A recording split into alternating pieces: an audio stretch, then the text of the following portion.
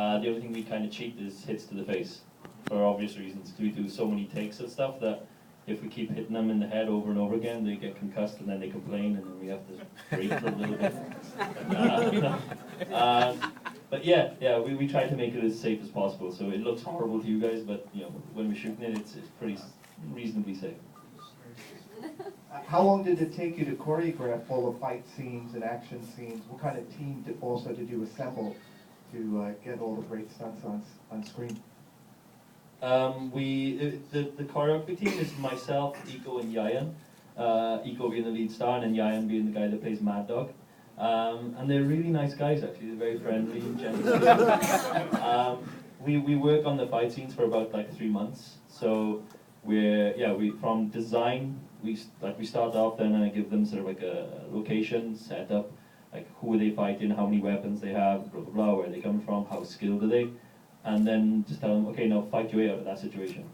And then they come to me then with a bunch of different movements and ideas and exchanges, and then I'll like sort of structure it with them so that the fight scene has kind of like peaks and troughs and stuff like that. Then we work on a thing we call like a video storyboard. So we shoot it with a handy cam and we get every single shot and every single edit so that we know exactly what that fight is going to look like in the finished film. And that's kind of handy for us because we can kind of give that then to every department, and when we're actually in production, it usually ends up being around 90-95% the same. So yeah, what you see then, maybe say we're on location and we're shooting something, we're just dropping in those production shots on top of the edit sequence. And then if anything goes wrong, if everything doesn't cut right, then we're still on location, so it doesn't cost us anything. We don't have to pay for another day. We're there right then, so we can just go back in and shoot another shot to fix it. Yeah. Also, how did a Welshman wind up in Indonesia making an action film like this? Tell us your story. My wife kidnapped me, and now I'm working off my passport. So. I got married to an Indonesian Japanese lady, and we were living in the UK for a long time, but I hadn't done enough to get noticed in the industry in the UK. And so we were comfortable where we were, but we hadn't really settled in terms of what we were doing. And so she put some calls in back in Indonesia and managed to get me a directing job on a documentary out there. And that documentary was about silat, the martial art we use.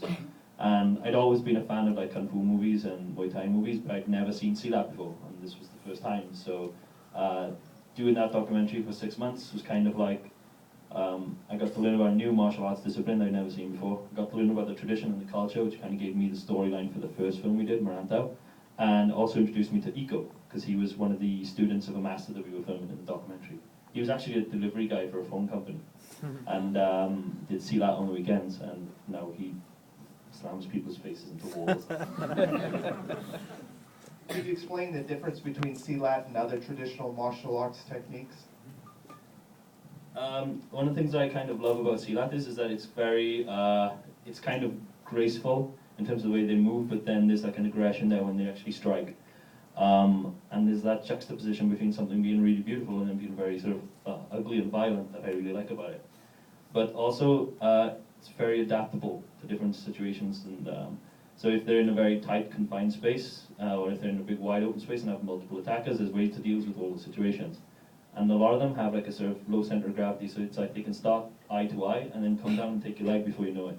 So there's a lot of different movements that I really love in silat, and there's 200 different styles of silat in Indonesia as well, and we've only touched on 2 of them briefly. So there's tons of stuff we haven't explored yet for the next movies. Next movies. How did the filmmaking infrastructure in Indonesia compare to what you came from in the UK? It's hard to kind of answer that because in the UK I've only ever done like independent stuff. So in the UK I've only done like 1 film and I had a crew of 5 people. On this one then we had like a crew of like 100, 110, something like that. So it's hard to kind of compare the infrastructure, but I've had a lot of learning curves on this one. So this was a much harder shoot than the previous movie. On the first movie I did, Marantau, they kind of spoiled me and let me have whatever equipment I wanted for as many days as I wanted, and it was just, I was being spoiled by my producer. So on this one it was like, okay, if you want a crane, you can only have it for you only have 7 days of rigging for the entire thing.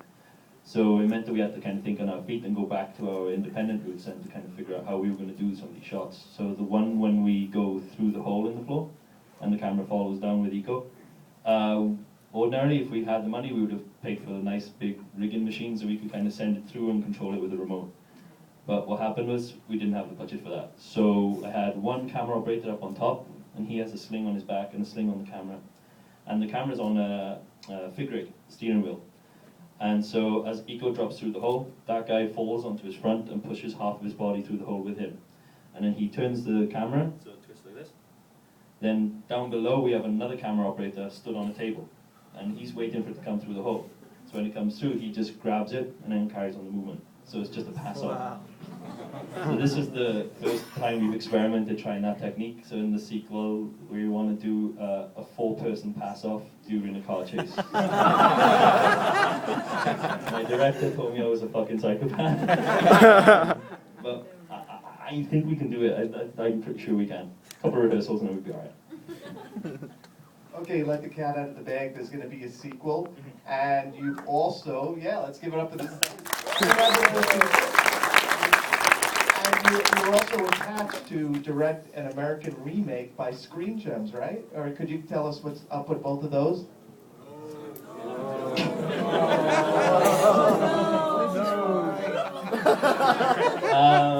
I'm doing the sequel. I'm not directing the remake. I'm exec producer on the remake. The horrible, evil remake. So I'm exec producing the remake, but they're coming to it from a good place. They actually are respecting the original. The Eco and Yayan are actually going to go out there to do some of the choreography, so that's kind of cool. And I think like for the remake, the storyline's pretty streamlined, so they can get away with, they can actually improve it quite a bit. There's a lot of different things they can do with it. But I can't think of any new ways to kill people with doors, so I'm not going to do the remake myself. And I think it's better if a fresh pair of eyes have a stab at it. No pun intended. But I think, yeah, that person kind of needs to be given the same creative freedom that I had on this, because I had nobody looking over my shoulder telling me I could or couldn't do something. The only thing that was dictating that to me was budget.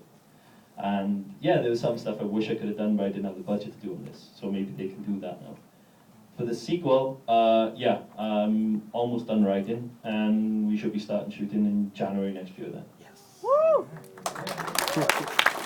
How about some questions from you guys? Yeah. How many weeks away from retirement was the lieutenant? How many weeks away from retirement was the lieutenant? I'm a fan of cliches, so he was about 2 days out.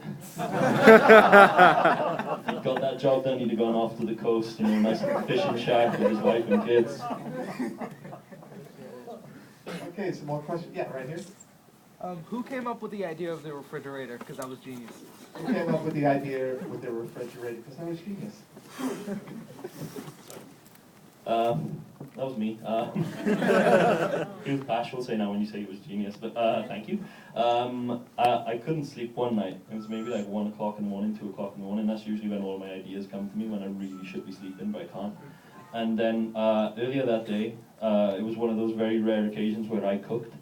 And in Indonesia, we have a lot of those sort of like gas cookers with things just tucked underneath in the cupboard space. And so when I saw that, I was like, oh, that's pretty dangerous. That could blow up in my face. And so when I saw that, I was thinking, well, when I was in bed and trying to sleep, I was just thinking that scene, I needed something big to finish on. I needed some kind of like punchline for it.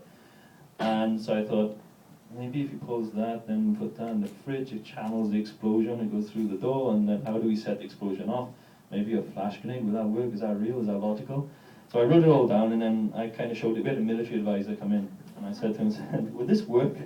And luckily he said yes. So there you go. So if you do get attacked by people, just get a gas canister and go. I noticed for the U.S. release, they added redemption on the title at the last minute. What's the scoop on that? How do you like the addition? Why'd you ask me that when I had the microphone? The situation with that was, truthfully, we all wanted it to be the raid. We just wanted to keep it as the raid, very simple, very straight, simple title, blah, blah, blah. Like even Sony wanted to keep it as the raid as well. And then we were getting closer and closer to our release date, and closer to needing to push up promotional materials. But there was a snag, because we couldn't get legal clearance on the title of the raid. Somebody else owned it, and nobody wanted to give it to us. So we tried and tried right up until the last minute, and then we were at a position where we were like, we've got to put stuff out, because we hadn't put any posters out, we hadn't put the trailer out, and you can't do that until you get clearance on the title. So we were in a bit of a bind, and we've been talking previously about making the sequels, the Raid something something, the Raid something something for part 2 and part 3. Oh yeah, there's a part 3, hopefully. If you like part 2. The pressure's on now. Yeah, so for that first one, then we were like, oh, okay, then maybe we can do something like that, because we'd already spent 5 months building awareness and and so people to know about the film existing called The Raid, because it's pretty hard to get people to know about an Indonesian action movie, So we wanted to keep The Raid, so at least have that in there. And we didn't want to call it The Raid Part 1, so it was just like we tried to find some word that we could use and something that would fit. And even though it's a bit of a spoiler, at least redemption was linked to one of the subplots in there. So yeah, we're going to go for that alliteration thing. So The Raid Redemption, The Raid R something or other. Some more questions from you guys. Yeah, right here. Yeah, what happened to those two snipers in the film? Did they get killed? What happened to the two snipers? Yeah. All residents, please return to your room. It's all over. What was the final body count of the film? Oh, we had about 80 fighters. They all died. We had about 20 SWAT team members, and three of them survived. Plus Donnie. Yeah, about maybe around about 98 people dead. I think 99 people dead. If you count Tama and Mad Dog as well. Yeah. Oh, Mad Dog definitely died, by the way, just in case you didn't pick up on it. Okay, this guy here with the camera. I would like to know what Two of was. them have Oh, cameras. Sorry. I would like to know what is your favorite action scene, and also which one is was the most difficult for you to shoot. Favorite out of the film is probably the final fight, the 2-on-1. Because for us designing it, that was the longest it took to design it, because it was so complex with all of this. We wanted it to kind of feel like there are times when the choreography is very sort of complex and difficult, but then also raw and rough as well. So when it comes to like the throws, they never really get a clean grab of somebody. It's always a little bit rough and a little bit raw. In terms of the hardest one to shoot, the whole drop when they jump through and then the shoot. And it's not so much what happens in that scene that made it difficult, but the fucking location was horrible. We needed to build a 2-story set in order to do that scene. And we tried to find a studio that we could shoot that in. Nice, cool air-conditioned studio. But they were all booked, so we ended up shooting it inside an indoor badminton court with a tin roof. And at noon, that fucking thing gets really hot. So it was a horrible, horrible, horrible shoot, and everyone was kind of dropping, passing out, and the guys were in their SWAT team uniforms with the t-shirt, the shirt, and then the black jacket, and the helmet, and gloves, and then the pants, and the gun, and everything. And it was just horrible. It was so uncomfortable. And even when we switched to night shoots, the temperature just barely dropped, like maybe like 1 degree only. So it was just brutal. We had 20 aircon units in there. You couldn't feel it beyond, like, just unless you put your face right up against it, it was having no effect in the room. So that was brutal. It was horrible. Okay, cameraman number 2. I was just wondering, you were talking about sequels and so on. Have you considered any backstory for the brother, the drug brother, somewhat prequel style? I'm going to touch on it in the sequel, a little bit more detail. But I'm not interested in doing like a prequel film. In the sequel, we kind of expand more on some of the things which are kind of left untold in this one. Like, we have to kind of keep things a little more simplistic in terms of the characterization and the storyline, because this is all within one event. This is all within like 10 hours of time. So if we start putting in all this extra detail, everyone's going to get bored with it, and it'll kind of make it imbalanced then. So in the sequel, it's a much bigger film. It's not set around one event. It's actually set around maybe about a year or two. So it's a much sort of like longer timeline now. So yeah, this time we're going to expand everything, and we meet the people that let that guy have that building. So everything in that building and that guy at the top is small fry compared to the gangs we meet in the sequel. Yes, I must say the fighting sequence was over the top. Jackie Chan doesn't even come close to it. I mean, you just had over the top intensity. I have never seen such skill. It was like intensity, 2 people fighting. especially when the guy snapped that cop's neck, he says, "I don't need no guns." I mean, you came up with that, you're a genius, man. Just you brought it back to the old way they would do movies, man. Thank you. I just The love it. thing with the gun, actually, I wanted to point out. I heard one or two people in the back saying, "Just fucking shoot him." And I was like, who said that? Actually, who was it? Brianna. Thank you. The reason why he doesn't shoot him in the face, actually, it was like, for me, it was like this thing of like, I don't like those moments either when it's a guy pointing a gun, he's clearly got the advantage and then he puts it down for a fair fight. This isn't to do with a fair fight. This has nothing to do with Mad Dog being, oh, I'm going to make this fair for him, like, let's go man on man. Bullshit. He's a psychopath. He won't get any pleasure out of shooting that guy in the face. He gets pleasure from feeling his pulse stop, from feeling his breath end. And so for me, it was this thing where Mad Dog's such a psychopath that he's looking for that challenge, he's looking for that thrill. And so then when he knocks him out with that knee to the face, and he looks up before he sort of finishes him off, finish him, who said that as well? When he looks up, it's him kind of like releasing that sort of adrenaline then, and for him to kind of kill him off then, that whole snap of the neck is just a chore.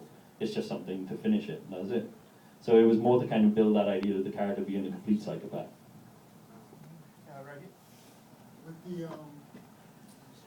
With the fighting style, you say two choreographers helped you with the fighting style. Their personalities come into play a little bit. You say they're nice guys, but Yeah. you know, like Mad Dog seems that fixated on being a Mad Dog.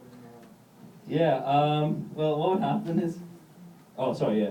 What he's asking is that did any of the characters, the actors' personalities come into play when it came to designing the choreography? Because I said they were very nice people, but then what's on screen is not exactly handshakes and hugs.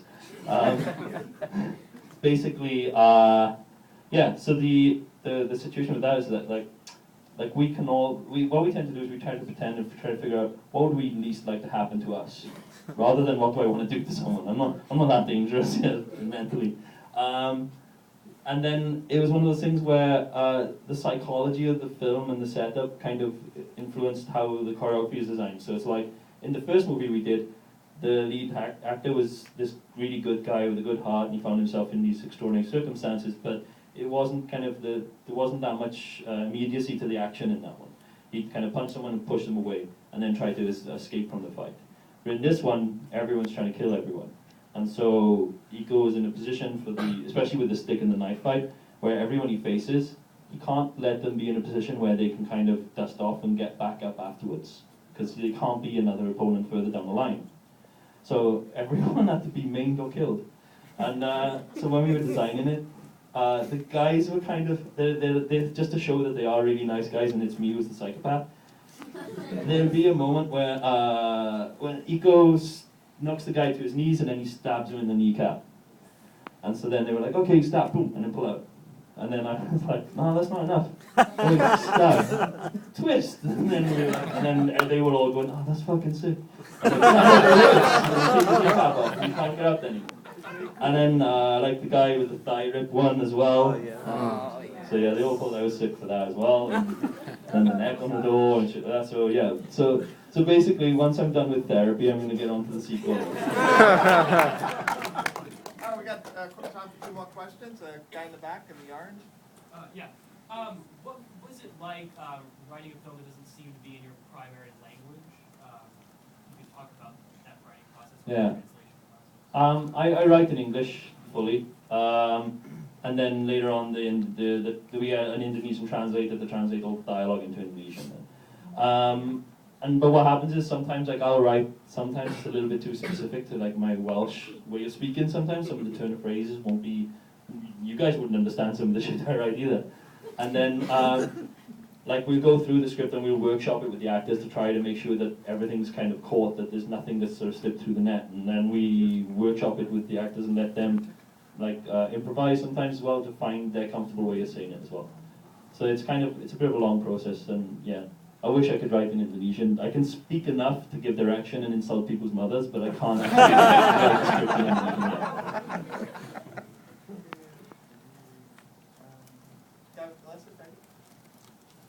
Go ahead. Yeah, you said that there were two forms, right? 200. What did we see?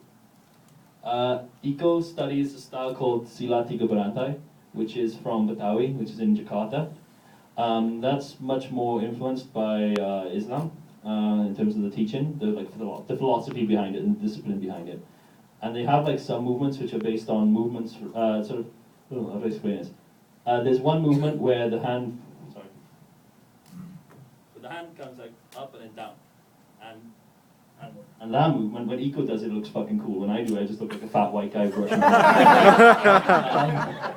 That thing is like, it's based on wudu, which is when Muslims prepare by washing their arms before they pray. So it comes up like that and then wash down the arms. And so that's part of the movements that they use as well. So there's little things which kind of influence it. And then, yeah, so those are that was the kind of main style to see that. We mixed it then with the style that Yayan does, and the name escapes me now, but Yayan also does this really cool breathing exercise, which kind of strengthens the muscles in his stomach and his back. Yayan is built like a brick shit house. He looks small, but when he's like there, he's fucking pumped. And he does this thing, which is quite fun. So if you ever see him, feel free to go up and ask him this. He'll let you punch him in the stomach full force. And we did this in a mall once. We did this to promo the first film. And basically, he can take like a blow to the stomach, he can take a hit. And we have these camera assistants with us, and they're fucking big. Like, you know, even I'm like, holy shit, you're big. They're like this high, and they like stocky guys. And they came in and we filmed them. They like, Yain was there, just stood there, braced himself, and then they punched really hard in the stomach. And he didn't move an inch. He just went, okay, next. And then we were in the mall. It was quite funny. We were in the mall and we did that, and there was about four people. So he lifted his arms up. He had one here, one there, one behind, and one behind. And he told them all four to punch at the same time. And they were all punching him. Then after a while, he said, "Okay, thank you," and then they brushed him off. There's this one kid that wouldn't have it, and he just kept fucking punching him and following him around the road. In the end, we had to just say, like, "Come on, fuck off." One more bonus question right here. Two questions about the Screen Gems remake. What ballpark kind of budget are you looking at, and kind of interconnected? Have you started any casting? It's going to be kind of a trick getting those kind of. We might want to do another bonus question because this is a really quick answer. The budget, I don't know.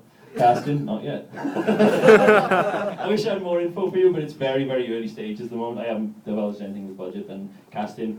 Like, I have people that I want, but I don't want to say that yet, just in case it doesn't happen, because then it's not cool to kind of jinx them or whatever, you know. Is Matt? The last question. The fighters, are they like known professional fighters in their country, or are they just straight out students? Which ones? The main guys or? All of them. Okay, all of them. My question. Okay. I love that. Alright, I'll go through all 80 of the fighters. That's a long one. Okay, so the fighters, basically, Iko and Yayan, they've both represented Indonesia in silat. They've both kind of gone on to like tournaments, whether it's demonstration or like fighting tournaments, and they've represented the country then. Joe Taslim, who plays Jaka, the SWAT team leader, he's a national judo champion in Indonesia as well. The rest of the fighters, most of them are kind of from more like a taekwondo, kung fu background. The guy with the machete, with the big bug eyes, okay, he's a fucking tough guy, he's a fighter, but he's so lovely, he's such a nice person. His day job, he's an architect. So when he's not slashing people up with a machete, he's building people's houses. So, fun and games. But yeah, that's the whole gang of them, and they're brilliant and they're so talented, and like I have such a huge respect for all of them. Like I joke around all the time in these Q&As about like how this dangerous and they get injured, ha ha ha, and all that. But when we're on set, it's so serious, and we take it so like incredibly important that we kind of provide them with the safety and support. So that's why there's like fucking 50 doctors and paramedics and masseurs and ambulance drivers and shit on the credits. But that's also why we gave each of them a credit. So it looks ridiculous to see carrying ball, attacker number 1, 2, 3, 4, 5, 6, 7, 8, 9, 10. But I wanted them to have their own little individual credit. I didn't want them to just be lumped in as stunts. I wanted to kind of put them even above some of the people who are performing in it but don't have as much dialogue, because they've given like a lot of their, they risk their health in order for us to all, laugh, whoop, and holler for like 2 seconds worth of screen time. So I just wanted to give them a bit of respect and stuff like that.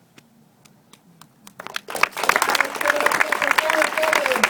The Ranger Festival opens March 23rd in New York, LA, San Francisco, Washington, D.C. Tell all your friends to go out and see it, read it, blog it, you know the deal. Let's hear it again for Gareth Evans. Show him pictures. Come back next Tuesday. Our next show is Tuesday. The movie's called